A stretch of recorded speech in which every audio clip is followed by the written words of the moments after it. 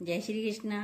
आज है महाभारत की ये सच्ची घटना, आपके दिमाग को हिला देगी। बहुत अच्छी है, अभी तक सुनी नहीं होगी और अपनी प्रशंसा आत्महत्या के बराबर है। कैसे? सुनिए, बहुत अच्छी स्टोरी है। महाभारत की एक छोटी सी कहानी है।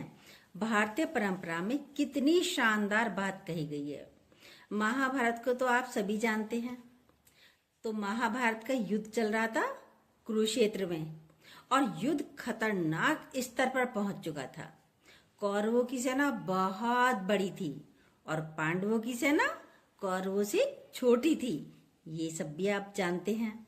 बस पांडवों के साथ ये अच्छी बात थी कि भगवान कृष्ण उनके साथ थे। हमेशा लठेती से काम नहीं चलता, उसमें कूटनीति भी होनी चाहिए। जीत उसकी होती है जो कूटनीति से जीतते हैं। लठिया मार बातें, लाठी मार दी, थप्पड़ मार दिया नहीं। सुनिए, बहुत अच्छी बातें हैं। कृष्ण कूटनीति के विशेषज्ञ हैं, जिनके सामने बड़े बड़े महारथी भी फेल हो गए। अब क्या हो रहा है सुनिए। अच्छा, कृष्ण को शुरू से अंदाजा था कि कर्ण को संभालना मुश्किल है, बहुत मुश्किल है। भगवान कृष्ण जानते थे। तो कुंती ने कर्ण से एक निवेदन किया। कर्ण ने भी कहा, ठीक है माता श्री, भाई आप निश्चिंत रहो, आपके 5 बेटे जीवित रहेंगे। जबकि कर्ण ने तो सोच रखा था कि मुझे 5 को ही मारना है, खत्म करना है। अब हो क्या रहा है युद्ध में? द्रोणाचार्य जी की मृत्यु हो चुकी। अश्वत्थामा की कहानी आप सब जानते ही हैं। भीष्म पिता में शैया पर लेटे हुए हैं, यानी वो भी युद्ध नहीं कर सकते। कौरवों की तरफ के बहुत बड़े बड़े सैनिक महारथी हार चुके हैं और कर्ण कंट्रोल से बाहर है। किसी के कंट्रोल में कर्ण नहीं है और पांडव उधेड़ बुन में लगे हुए हैं। मीटिंग पे मीटिंग चल रही है। युधिष्ठिर एक ऐसे व्यक्ति हैं जो बहुत ही विनम्र हैं, संयमित हैं, संयम से रहते हैं। युधिष्ठिर के मुख से कभी भी कोई गलत बात नहीं निकलती। लेकिन उस दिन युधिष्ठिर भी संयम खो बैठे और अर्जुन को बोल रहे हैं, तुम तो कह रहे थे कि तुम दुनिया में सबसे अच्छे धनुर्धर हो। अब कहाँ है तुम्हारा वो गांडीव, तुम्हारा वो धनुष? तुम कर्ण को मार ही नहीं पा रहे। कहाँ है तुम्हारा गांडीव, तुम्हारा धनुष? अब ये सुनते ही तो अर्जुन तो आग बबूला हो गए, क्रोध में भर गए। क्योंकि अर्जुन ने भी एक प्रण ले रखा था कि अगर कोई मेरे गांडीव और धनुष को का अपमान करेगा तो मैं उसको मार दूंगा, उसकी हत्या कर दूंगा। अब तो मामला फंस गया कि अपमान कर दिया बड़े भाई ने मेरे गांडीव और धनुष का।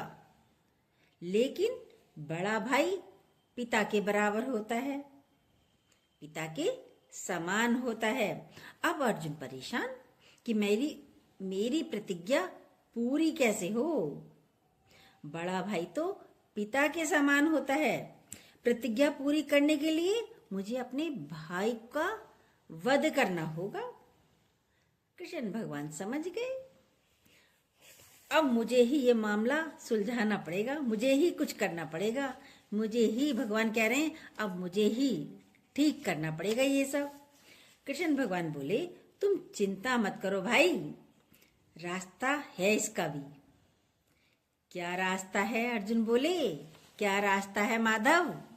बोले, शास्त्रों में कहा गया है कि पिता का अपमान करना और पिता का अपमान करना पिता की हत्या करने के बराबर होता है।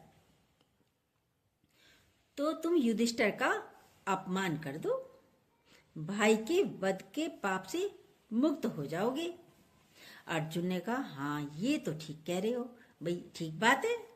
तो उसने उसी समय सभा में जाकर के बोला, आपने जो जुआ खेला ना, उसकी वजह से सब कुछ हो रहा है। युधिष्ठिर से अर्जुन बोल रहे हैं, आपने जो जुआ खेला उसी की वजह से ये सब कुछ हो रहा है।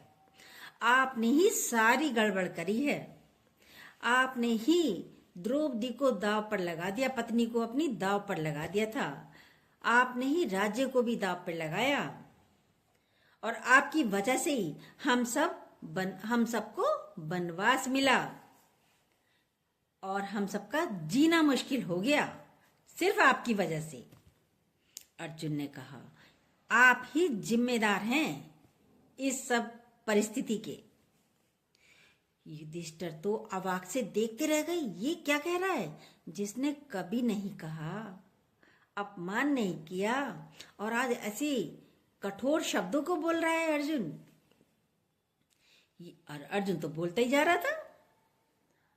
अब कृष्ण भगवान ने संकेत दिया, बस रुक जा अर्जुन, रुक जा, बस हो गया अपमान, अब वापस आ जाओ।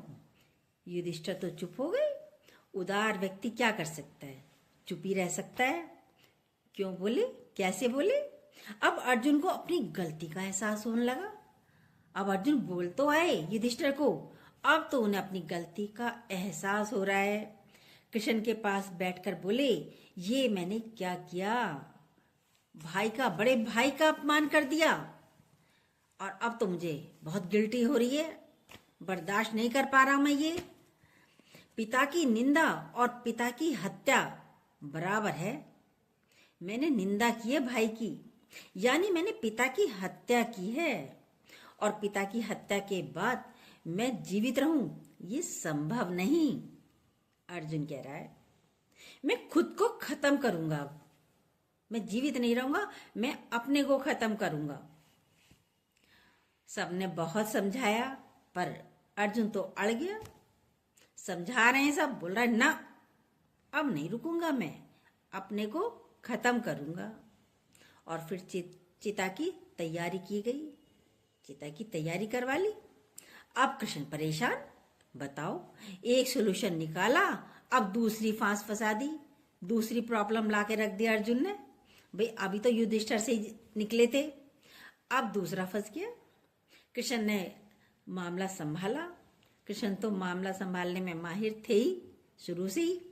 कृष्ण ने कहा, शास्त्रों में एक बात और कही गई है अर्जुन। तो अर्जुन तैयार था एकदम।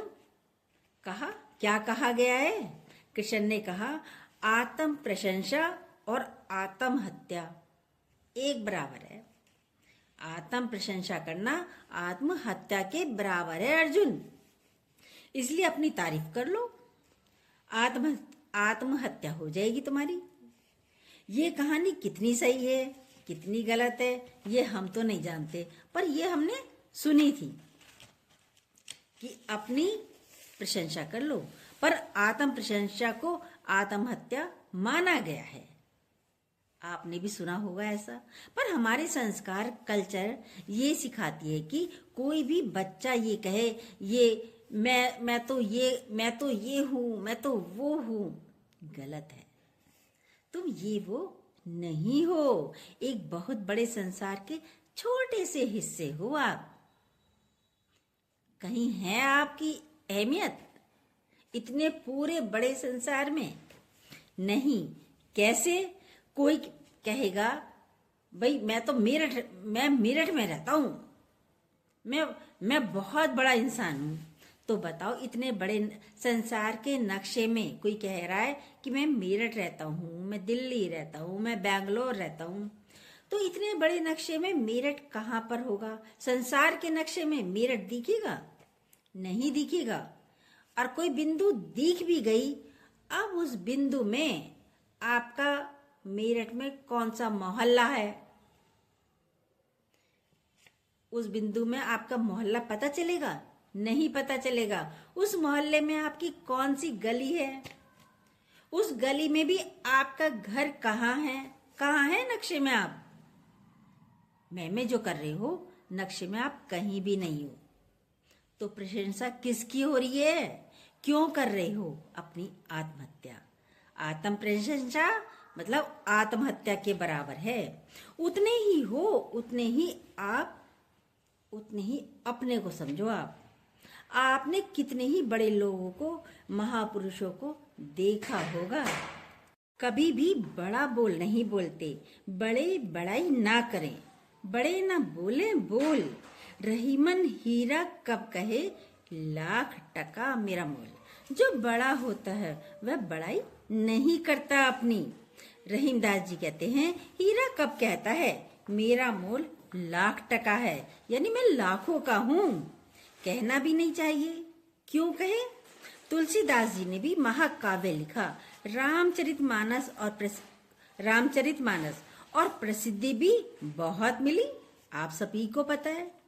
वो इतनी महान रचना लिखने के बाद भी क्या लिखते हैं, सुनिए।